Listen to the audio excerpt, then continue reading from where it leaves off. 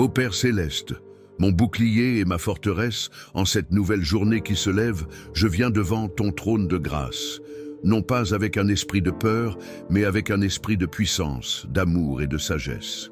Je commence cette prière du matin en m'ancrant dans la puissance de ta parole, spécifiquement dans la vérité inébranlable du psaume 140. Car mon cœur cherche un refuge et une arme pour briser les chaînes de l'envie et du mauvais œil maintenant. Je sais que mon cri n'est pas vain, car ta parole est vivante et efficace. C'est pourquoi je fais miennes les paroles du psalmiste, les déclarant comme le premier décret de ma journée, le fondement de ma protection. Délivre-moi, ô Éternel, de l'homme méchant. Garde-moi de l'homme violent. Garde-moi, ô Éternel, des mains de l'impie. Garde-moi de l'homme violent, lesquels se sont proposés de renverser mes pas. Oui, Seigneur, cette parole est mon arme. C'est le bouclier que je lève contre toute force invisible et toute intention malveillante qui oserait se dresser contre moi aujourd'hui. Seigneur, le psaume parle de l'homme méchant et de l'homme violent. Dans mon monde, aujourd'hui, cette violence n'est peut-être pas toujours celle des poings, mais celle des mots, celle des regards, celle des pensées secrètes. La violence est dans la langue qui, comme le dit le psalmiste, est aiguisée comme celle d'un serpent. C'est le venin de la calomnie, le poison de la critique destructrice, le murmure dans les couloirs du bureau qui cherche à ternir ma réputation.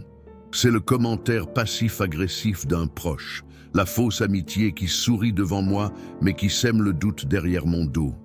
Père, je te prie pour le don de discernement. Ouvre mes yeux spirituels pour que je puisse voir au-delà des masques et des apparences. Comme Jésus a su reconnaître le cœur des pharisiens, aide-moi à identifier les esprits qui ne viennent pas de toi. Non pas pour juger, Seigneur, mais pour me protéger. Non pas pour haïr, mais pour ériger une frontière de sainteté autour de ma vie, de ma famille et de mes projets.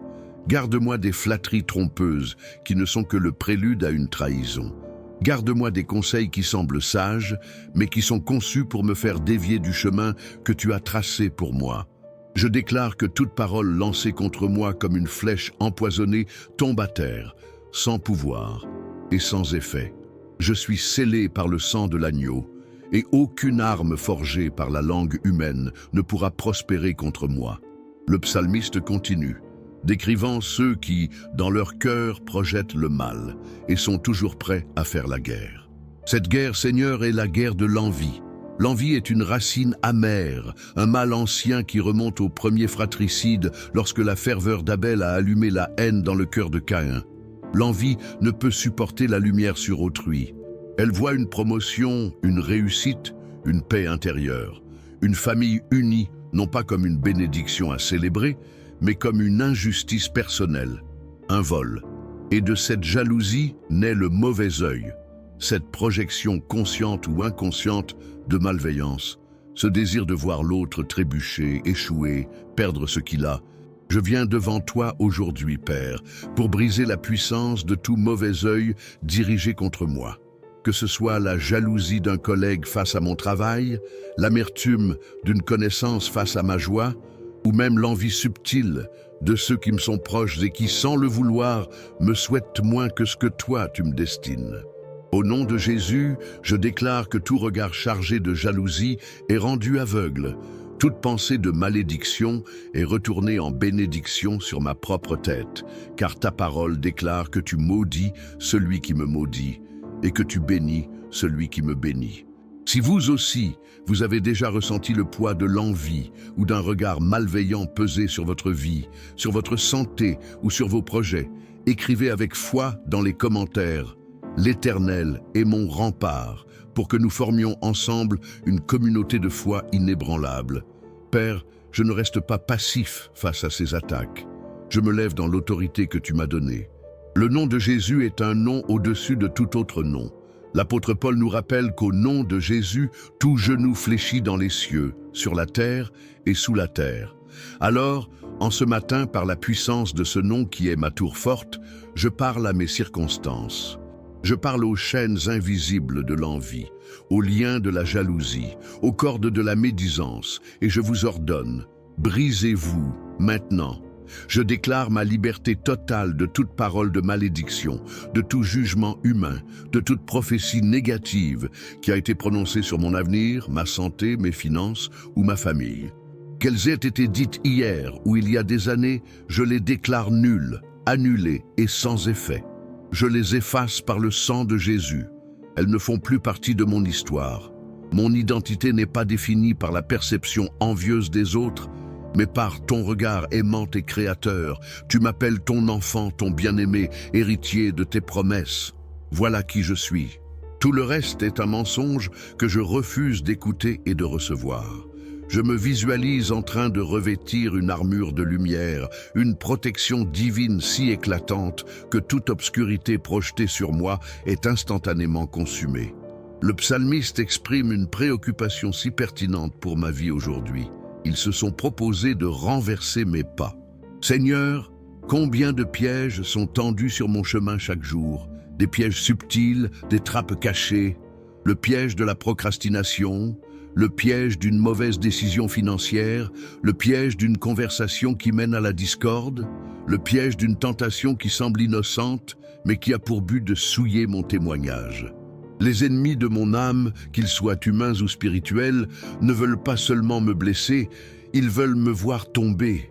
Ils veulent saboter le plan que tu as pour moi. C'est pourquoi je te crie, garde mes pas, Seigneur. Sois la lampe à mes pieds et la lumière sur mon sentier, comme le dit le psaume 119. Illumine le chemin devant moi. Révèle-moi les trappes, les filets que l'ennemi a tendus. Donne-moi la sagesse de faire un détour quand c'est nécessaire, le courage de sauter par-dessus l'obstacle quand il le faut, et la foi de croire que même si je trébuche, je ne tomberai pas, car ta main droite me soutient. Je place sous ta protection divine chaque pas que je ferai aujourd'hui. Le chemin vers mon travail, les décisions que je prendrai, les projets que je vais avancer, les conversations que j'aurai. Que chacun de mes pas soit ferme, stable et aligné sur ta volonté parfaite. Que mes ennemis regardent avec confusion, incapables de comprendre pourquoi leur plan pour me faire chuter ne fonctionne jamais, car c'est toi, ô Dieu, qui prépare et sécurise ma voie. Seigneur, le psaume 140 est aussi une prière de justice. Le psalmiste ne demande pas seulement la protection, il demande que tu agisses, que des charbons ardents soient jetés sur eux, qu'il les précipite dans le feu, dans des abîmes d'où ils ne se relèvent plus. En lisant cela, mon premier réflexe pourrait être de reculer. Mais je comprends, Père, qu'il ne s'agit pas d'un désir de vengeance personnelle, mais d'un cri pour que la justice divine prévale. C'est l'expression d'une foi totale que tu es le juste juge et que je n'ai pas besoin de me faire justice moi-même. Alors aujourd'hui, je te remets tous ceux qui me veulent du mal.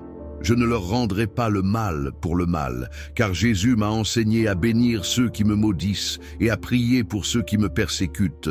Mais je te demande, dans ta souveraineté, d'intervenir, que leurs propres pièges se retournent contre eux, que la fosse qu'ils ont creusée pour moi soit leur propre tombe.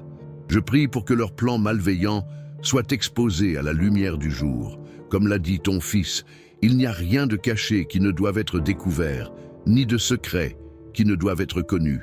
Que la source de la calomnie soit révélée, que les complots soient mis à nu, non pas pour ma gloire, mais pour que leur pouvoir soit brisé et pour que la vérité triomphe.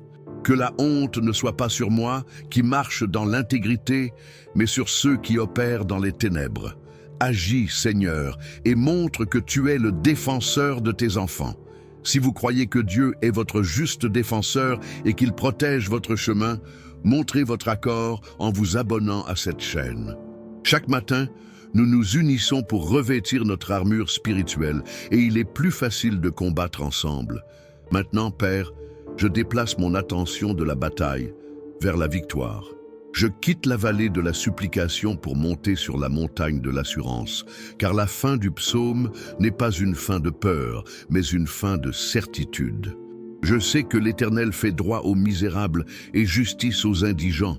Je le sais, ce n'est pas un espoir, c'est une connaissance, une certitude ancrée dans mon âme.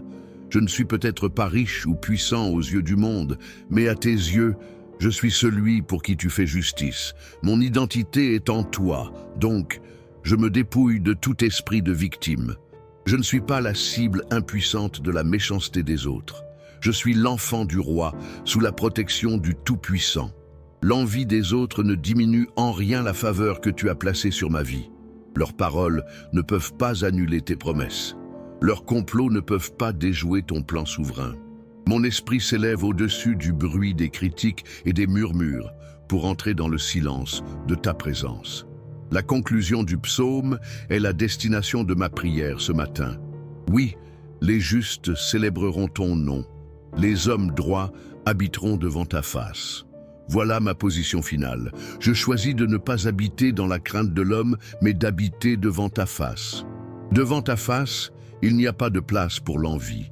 Devant ta face, les ténèbres fuient. Devant ta face, il y a une plénitude de joie et une paix qui surpasse toute intelligence. Je choisis donc d'être un juste qui célèbre ton nom. Je vais passer cette journée à te remercier. Je te remercie pour la protection que je viens de déclarer. Je te remercie pour la sagesse que tu vas me donner. Je te remercie pour les pièges que tu vas me révéler. Je te remercie pour les portes que tu vas ouvrir et que nul ne pourra fermer. Je te remercie parce que, tandis que d'autres gaspillent leur énergie à convoiter et à critiquer, tu m'appelles à construire, à créer, à aimer et à bénir. Un cœur reconnaissant est le plus puissant des répulsifs contre l'esprit d'envie.